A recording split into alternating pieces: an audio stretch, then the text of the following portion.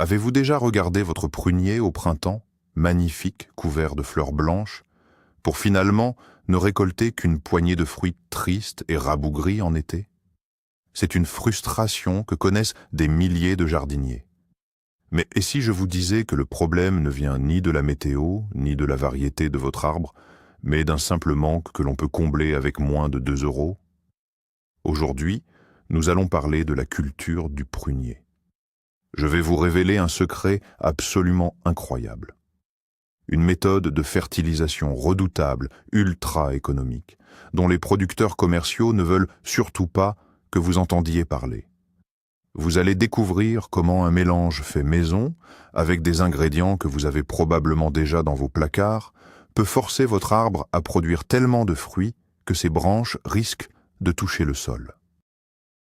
Attention, ce que vous allez entendre va totalement à l'encontre du mythe selon lequel il faut dépenser une fortune en jardinerie pour avoir un beau verger. Alors, êtes-vous prêt à découvrir la vérité et à crouler sous les prunes cette année? Restez bien jusqu'à la fin, car le dernier ingrédient de cette recette est tout simplement stupéfiant. Dites-moi d'ailleurs dans les commentaires, combien de kilos de prunes avez-vous récolté l'année dernière? On va comparer avec les résultats de cette année. Pour bien comprendre pourquoi cette astuce fonctionne si bien, il faut faire un petit retour en arrière. Historiquement, nos grands-parents n'avaient pas accès aux engrais complexes et chimiques en granulés que l'on trouve partout aujourd'hui.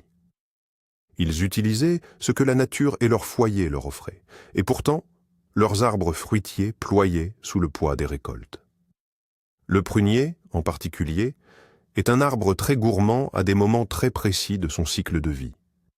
Il a besoin d'un choc d'énergie au moment de la floraison, puis d'éléments très spécifiques pour nouer le fruit, c'est-à-dire transformer la fleur en petite prune, et enfin de nutriments pour la faire grossir et la gorger de sucre.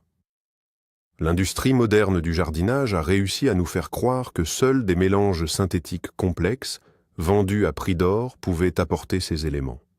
C'est une illusion parfaite. Les éléments de base, comme l'azote, le phosphore, le potassium, mais aussi les oligo-éléments vitaux comme le bore ou le calcium, sont disponibles autour de nous, presque gratuitement. Il suffit juste de savoir comment les extraire, comment les mélanger, et surtout, à quel moment précis les donner à l'arbre pour déclencher une fructification massive. Commençons par démonter le plus grand mythe du jardinage moderne, l'idée qu'un engrais cher est forcément un bon engrais.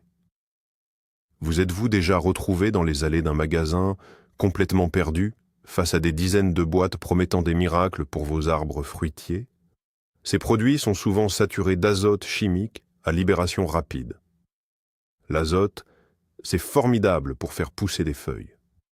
Si vous donnez cela à votre prunier, il va devenir immense, avec un feuillage vert et luxuriant. Mais devinez quoi? Vous n'aurez presque pas de fruits. L'arbre met toute son énergie dans la création de bois et de feuilles au détriment de la reproduction. C'est ce qu'on appelle un arbre qui pousse en vis. La solution économique dont nous allons parler aujourd'hui se concentre sur exactement l'inverse.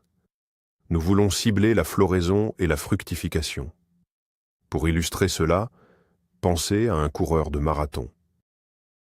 Si vous lui donnez un énorme repas très lourd juste avant la course, il va s'effondrer. S'il prend une boisson énergétique ciblée, il gagne. Notre engrais à moins de 2 euros, c'est cette boisson énergétique parfaite pour votre prunier, formulée pour lui donner exactement ce dont il a besoin pour transformer chaque petite fleur en un fruit juteux sans gaspiller d'énergie. La base absolue de notre potion magique pour le prunier, c'est un produit qui ne vous coûtera absolument rien du tout. Il s'agit de la simple cendre de bois. Mais attention, pas n'importe quelle cendre. Il nous faut de la cendre issue de bois non traité, idéalement du bois dur comme le chêne, le hêtre ou le frêne. Pourquoi la cendre est-elle si cruciale? Parce que c'est une mine d'or naturelle de potassium et de phosphore, les deux éléments majeurs responsables du développement des fruits et du développement du système racinaire. Le potassium est l'élément qui va donner le goût sucré à vos prunes et les empêcher de tomber avant maturité. Beaucoup de jardiniers l'ignorent, mais un arbre qui manque de potassium va naturellement sacrifier ses fruits pour survivre.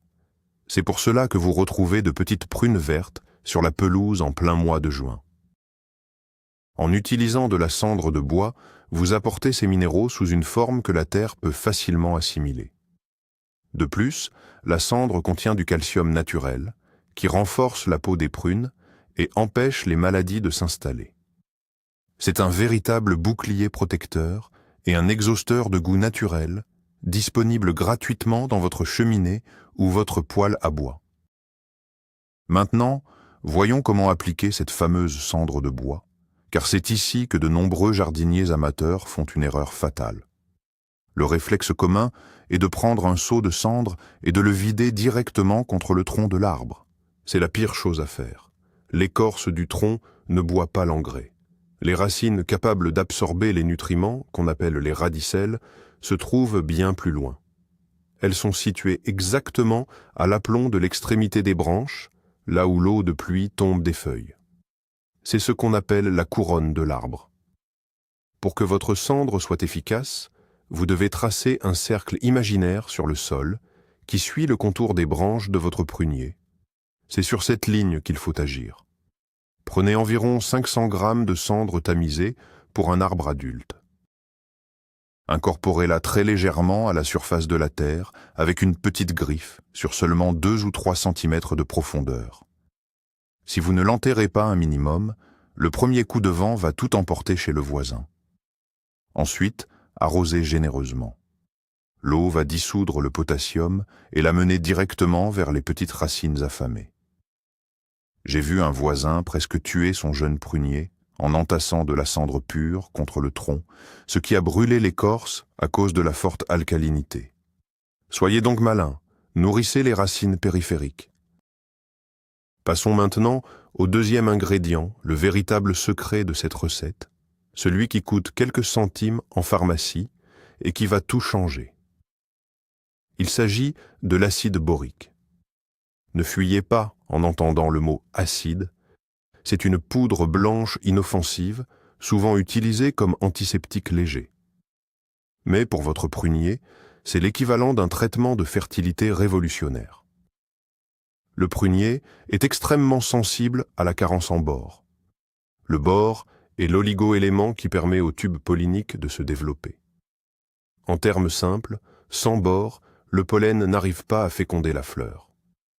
Vous pouvez avoir des millions de fleurs, plein d'abeilles qui butinent, mais si l'arbre manque de bore, les fleurs vont sécher et tomber sans jamais donner une seule prune.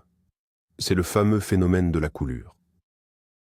En apportant une dose infime d'acide borique au bon moment, vous garantissez que presque chaque fleur fécondée va s'accrocher solidement à la branche et commencer à grossir. C'est une astuce tellement puissante que les arboriculteurs professionnels l'utilisent systématiquement. Mais ils préfèrent vous vendre des engrais complets, hors de prix, plutôt que de vous donner ce simple truc de pharmacie. Il est temps de vous donner la recette exacte pour utiliser cet acide borique, car le dosage est une question de précision millimétrique. Il faut briser un mythe tout de suite. Avec les oligo-éléments, si un peu fait du bien, beaucoup ne fait pas mieux, cela devient toxique. Pour un grand prunier, vous n'aurez besoin que de 5 grammes d'acide borique. C'est environ l'équivalent d'une petite cuillère à café rase. Le problème de l'acide borique, c'est qu'il ne se dissout pas dans l'eau froide. Il faut donc commencer par prendre un verre d'eau très chaude, presque bouillante, et y verser votre poudre. Mélangez bien jusqu'à ce que le liquide redevienne parfaitement transparent. Ensuite, vous versez ce petit verre dans un grand pulvérisateur contenant 10 litres d'eau à température ambiante. Voilà, votre élixir de fructification est prêt. Le moment idéal pour pulvériser ce mélange sur votre arbre, c'est juste au moment où les bourgeons floraux commencent à s'ouvrir, quand vous voyez les premiers pétales blancs apparaître. Une fine brume sur l'ensemble de l'arbre suffit. La feuille et la fleur vont absorber ce bord instantanément. C'est magique. En quelques jours, vous remarquerez que les fleurs tiennent beaucoup plus longtemps sur l'arbre, augmentant considérablement les chances d'une pollinisation réussie. Le troisième ingrédient de notre potion secrète est un déchet de cuisine que vous jetez probablement tous les jours à la poubelle, les coquilles d'œufs. Pourquoi s'embêter avec des coquilles d'œufs pour un prunier? La réponse tient en un mot, le calcium. Nous avons vu que la cendre en apporte un peu, mais pour des fruits juteux et parfaits, il en faut plus. Le calcium est la brique de construction des parois cellulaires du fruit.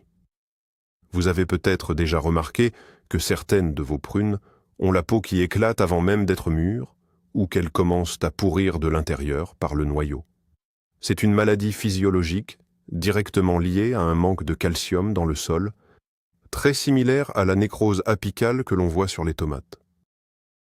En recyclant vos coquilles d'œufs, vous offrez à votre prunier un apport calcique 100% naturel, gratuit, et qui va rendre la peau de vos fruits incroyablement résistante aux maladies, aux insectes piqueurs et aux intempéries.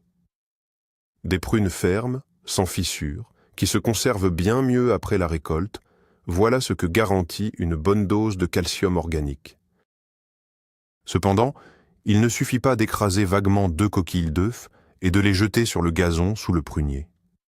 C'est un mythe tenace du jardinage sur Internet. Une coquille d'œuf simplement posée sur le sol mettra des années à se décomposer et ne sera d'aucune utilité pour la récolte de cette année. Pour rendre ce calcium immédiatement assimilable par les racines, il faut utiliser une petite astuce de chimiste amateur. Prenez les coquilles d'une dizaine d'œufs, faites-les sécher, puis broyez-les le plus finement possible, presque en poudre, à l'aide d'un vieux moulin à café ou d'un mortier.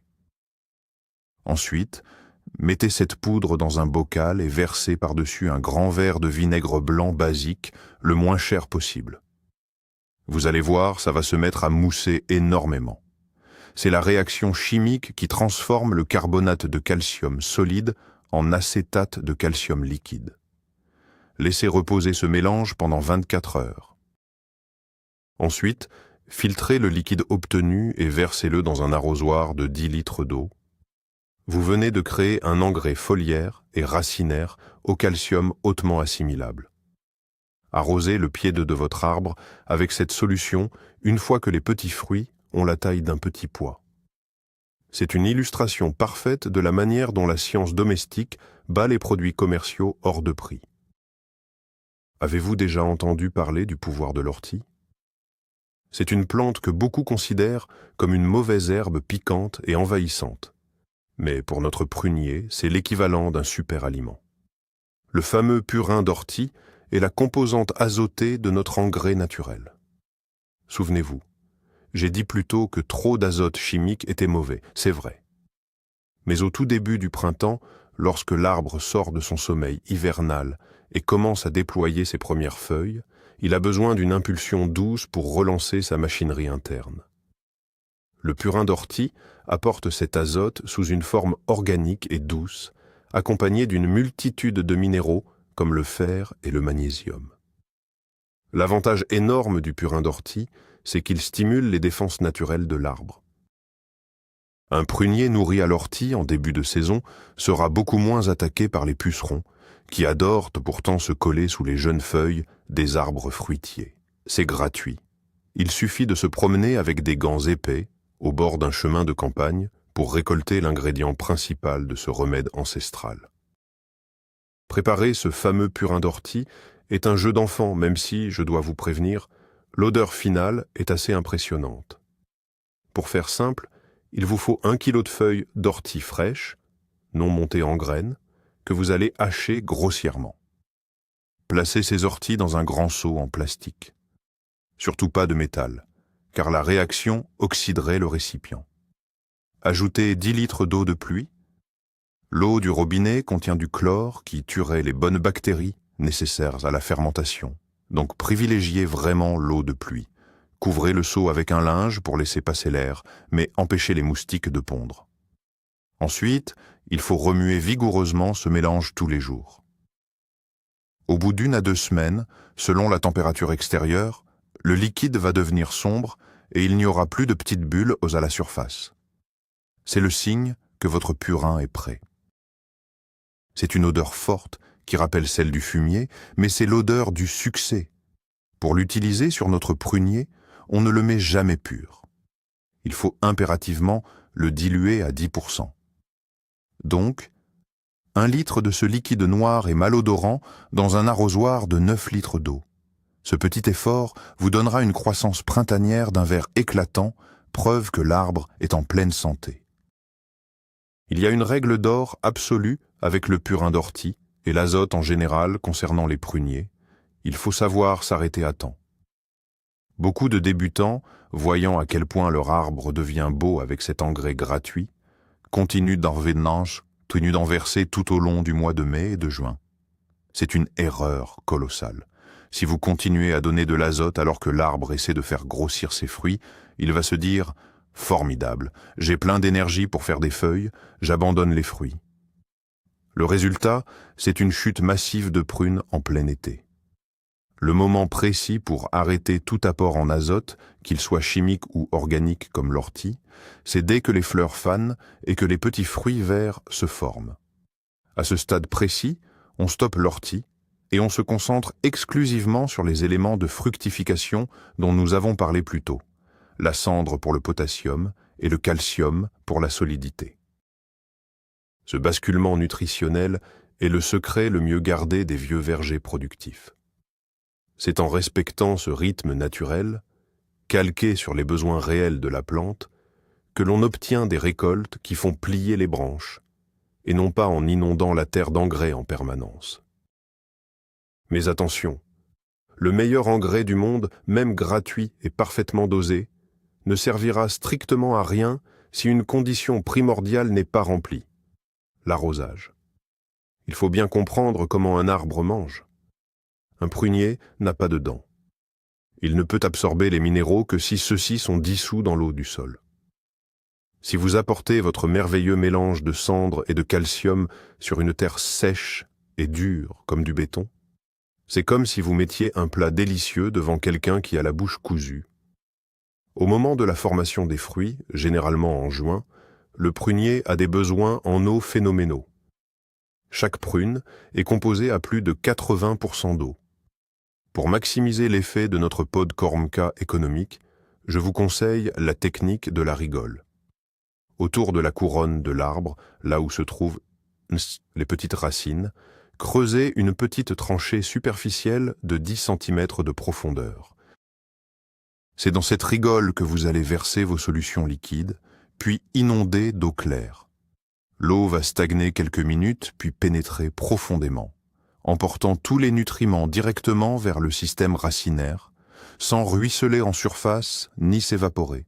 C'est la garantie que chaque goutte de votre engrais miracle sera réellement bue par l'arbre.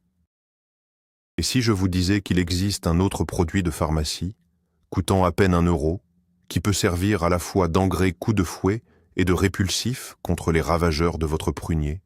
Je veux parler de l'ammoniac liquide, souvent vendu au rayon droguerie ou nettoyage. L'ammoniac, chimiquement parlant, c'est de l'azote sous une forme ultra volatile et immédiatement absorbable. C'est idéal pour régler un problème très spécifique. Quand les feuilles de votre prunier jaunissent soudainement au printemps, à cause d'un coup de froid qui bloque l'assimilation des nutriments dans le sol. Une solution de 2 cuillères à soupe d'ammoniac diluée dans 10 litres d'eau, arrosée au pied de l'arbre, agit comme un défibrillateur pour les plantes.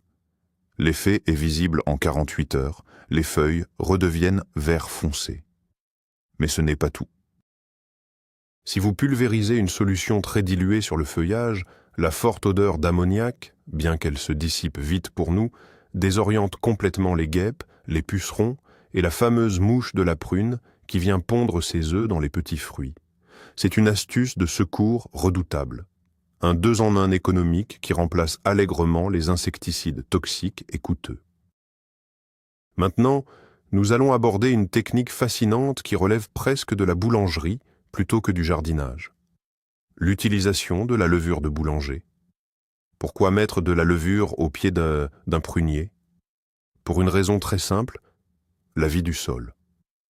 Tous les éléments organiques que nous avons apportés, que ce soit la matière végétale ou même les résidus de l'année précédente, doivent être digérés par les micro-organismes du sol pour devenir assimilables par les racines.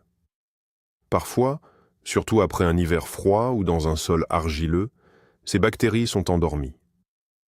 La levure de boulanger agit comme un formidable activateur biologique. En l'introduisant dans le sol, on provoque une explosion de la population de micro-organismes bénéfiques.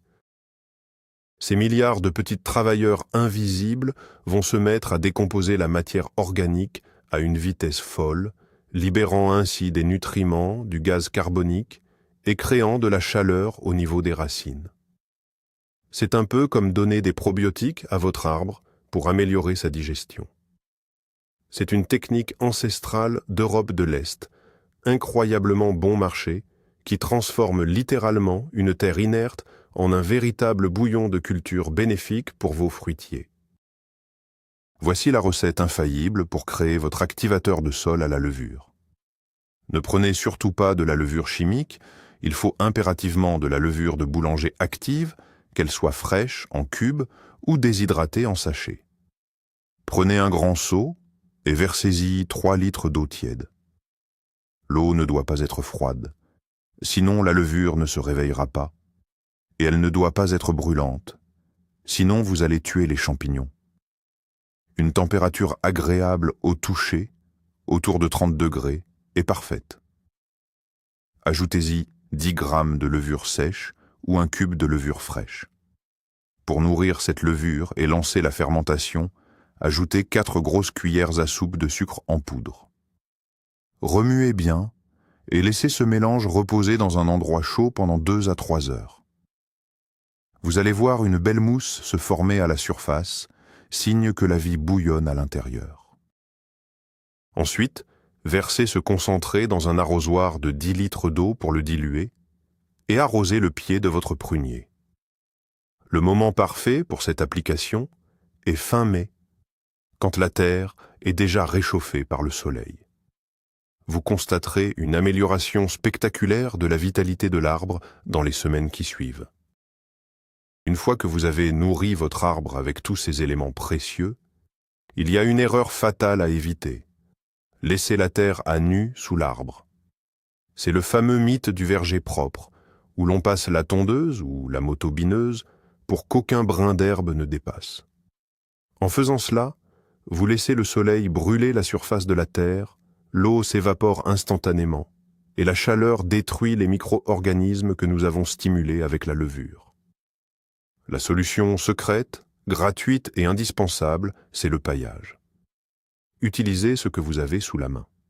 Les tontes de gazon préalablement séchées au soleil, de la paille, ou même des feuilles mortes broyées. Étalez une couche épaisse d'au moins 10 cm sous toute la couronne du prunier, en prenant soin de ne pas coller le paillage directement contre le tronc pour éviter la pourriture. Ce tapis magique va agir comme une éponge. Il va conserver l'humidité des arrosages, maintenir les racines au frais pendant la canicule estivale, et surtout, en se décomposant lentement, il va fournir une source continue de nourriture douce à votre arbre. Sans un bon paillage, la moitié de vos efforts de fertilisation s'évaporera littéralement dans les airs. Le secret des professionnels réside aussi dans le timing. Ce n'est pas seulement ce que vous donnez à l'arbre, mais quand vous le donnez. Pour le prunier, l'année se divise en 3 fenêtres de tir cruciales. La première fenêtre, c'est le réveil végétatif, juste avant la floraison. C'est là que l'azote du purin d'ortie et le bore entrent en scène pour booster la création des feuilles et assurer que les fleurs tiennent. La deuxième fenêtre est la nouaison, quand les pétales tombent et que le fruit fait la taille d'une bille. C'est le moment critique pour la cendre de bois, le potassium et le calcium des coquilles d'œufs, afin de solidifier la prune et la gorger de sucre. Mais il y a une troisième fenêtre que 99% des jardiniers amateurs oublient complètement. C'est la période post-récolte. Vous avez cueilli vos magnifiques prunes à la fin de l'été, vous êtes content, et vous laissez l'arbre tranquille jusqu'au printemps prochain. C'est une erreur monumentale. C'est exactement à ce moment-là que l'arbre épuisé prépare déjà secrètement les bourgeons fruitiers de l'année suivante. Si vous l'abandonnez à l'automne, la récolte de l'année d'après sera médiocre. C'est ce qu'on appelle l'alternance. Parlons donc de cette fameuse fertilisation d'automne, la clé absolue pour avoir des prunes chaque année sans exception. Après la récolte, en septembre ou octobre, le prunier n'a plus du tout besoin d'azote. Il faut qu'il arrête de pousser pour que son bois durcisse avant les gelées de l'hiver. Par contre, il a un besoin urgent et massif de phosphore pour renforcer ses racines et de potassium pour augmenter la résistance de sa sève au gel. En jardinerie, on vous vendrait du superphosphate très cher. Mais notre méthode économique nous dicte autre chose. C'est le moment de refaire un bel apport de cendre de bois, toujours à l'aplomb des branches. Mais on peut y ajouter un autre ingrédient secret et très bon marché, la poudre d'os. Vous pouvez en trouver à très bas prix dans les rayons d'aliments pour animaux ou de jardinage basique. La poudre d'os est du phosphore pur à diffusion très lente. En l'enfouissant légèrement sous l'arbre à l'automne, les pluies hivernales vont lentement la dissoudre. Ainsi, dès que l'arbre se réveillera au premier jour du printemps, son garde-manger racinaire sera déjà rempli à ras-bord, prêt à soutenir une floraison spectaculaire sans aucune carence. Il arrive parfois qu'au beau milieu de l'été, malgré tous vos soins, les feuilles de votre prunier deviennent vert très pâle, presque jaune, tandis que les nervures restent bien vertes. C'est le symptôme classique d'une chlorose ferrique, un manque de fer grave. Sans fer, l'arbre ne peut pas faire de photosynthèse, et les prunes n'auront ni sucre ni goût. Les pépiniéristes utilisent des chélates de fer coûteux. Mais connaissez-vous l'astuce de grand-père des clous rouillés? Beaucoup pensent que c'est un mythe de planter des clous dans le tronc. Et effectivement, planter des clous blesse l'arbre et ouvre la porte aux maladies. Mais l'idée de l'oxyde de fer est bonne. La méthode sûre et sans danger consiste à prendre une poignée de vieux clous très rouillés, des vis ou des morceaux de ferraille oxydés, et de les laisser tremper dans un seau d'eau de pluie pendant quelques semaines. L'eau va devenir orange foncé. Prenez cette eau riche en oxyde de fer, diluez-la de moitié, et arrosez le pied de l'arbre. Le sol va capter ce fer, et si votre terre est bien vivante grâce à la levure et au paillage, les racines vont lentement assimiler ce minéral. C'est une cure de fer quasiment gratuite qui redonnera un vert profond aux feuilles de votre verger en quelques semaines. Attention cependant, il y a un aspect fondamental à ne jamais négliger. L'engrais ne remplace pas le sécateur. C'est une illusion de croire qu'en gavant un arbre de notre potion magique, il produira de beaux fruits s'il ressemble à un buisson impénétrable. Le prunier a besoin de lumière. Si le centre de l'arbre est rempli de branches croisées, qui se font de l'ombre, l'énergie que vous apportez par les racines va se disperser. Le soleil ne touchera jamais les prunes à l'intérieur, qui resteront petites, vertes, et finiront par pourrir sur la branche. L'engrais que nous avons préparé est un carburant puissant. Pour que ce carburant soit utile, le moteur de l'arbre doit être bien réglé.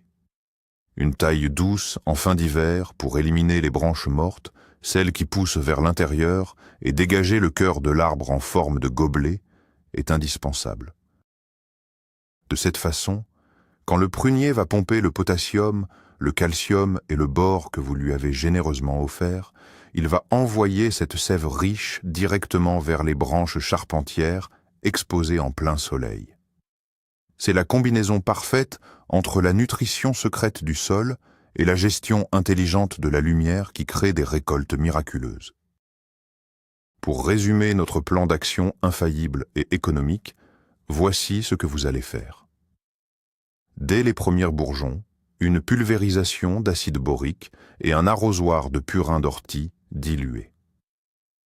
À la chute des pétales, on stoppe l'azote et on attaque avec notre apport massif de potassium via la cendre de bois tamisée sur la circonférence de la couronne. On ajoute le calcium biodisponible issu de l'extraction de coquilles d'œufs au vinaigre pour blinder la peau des futures prunes. On n'oublie pas le petit coup de fouet bactérien avec la levure de boulanger pour réveiller la terre. Et on recouvre le tout d'un bon matelas de paillage naturel. Enfin, après avoir récolté vos paniers pleins à craquer, on remercie l'arbre avec une dernière ration de cendres et de poudre d'os à l'automne. Ce protocole complet ne vous coûtera que quelques euros et un peu d'astuce. Il respecte la biologie de l'arbre, la vie du sol, et surpasse de loin n'importe quel engrais commercial vendu en pot en plastique. Vos voisins vont se demander quel produit chimique illégal vous avez utilisé en voyant la taille de vos prunes, alors que votre secret, c'est simplement de la cendre, de la levure et du bon sens de vieux jardiniers. Voilà. Vous détenez maintenant le véritable secret des jardiniers d'élite. La révélation la plus surprenante dans tout cela, c'est que la nature a tout prévu. Le grand tour de magie, le voilà. Le meilleur engrais du monde n'a jamais été fabriqué dans une usine chimique, il se cache dans votre cheminée, dans vos déchets de cuisine et dans les remèdes de grand-mère oubliés. En combinant l'acide borique, la cendre et les coquilles d'œufs avec le bon timing, vous avez le pouvoir de métamorphoser un arbre stérile en une machine à produire des prunes géantes et sucrées. C'est une victoire éclatante du jardinage intelligent et gratuit sur le marketing des jardineries. Ne laissez plus vos fruitiers mourir de faim ou d'excès d'azote. Prenez soin du sol et l'arbre vous le rendra au centuple. Un immense merci d'avoir suivi cette vidéo jusqu'au bout. Si cette astuce vous a ouvert les yeux et que vous êtes prêt à la tester, n'hésitez pas à vous abonner à la chaîne et à exploser ce bouton j'aime pour soutenir notre travail. Partagez cette vidéo à vos amis jardiniers qui galèrent avec leurs arbres. Le psy. Et maintenant, la question du jour. Quelle variété de pruniers cultivez-vous chez vous, de la Mirabelle, de la Ketch ou de la Reine Claude? Racontez-moi ça dans les commentaires. J'ai hâte de vous lire et d'échanger avec vous.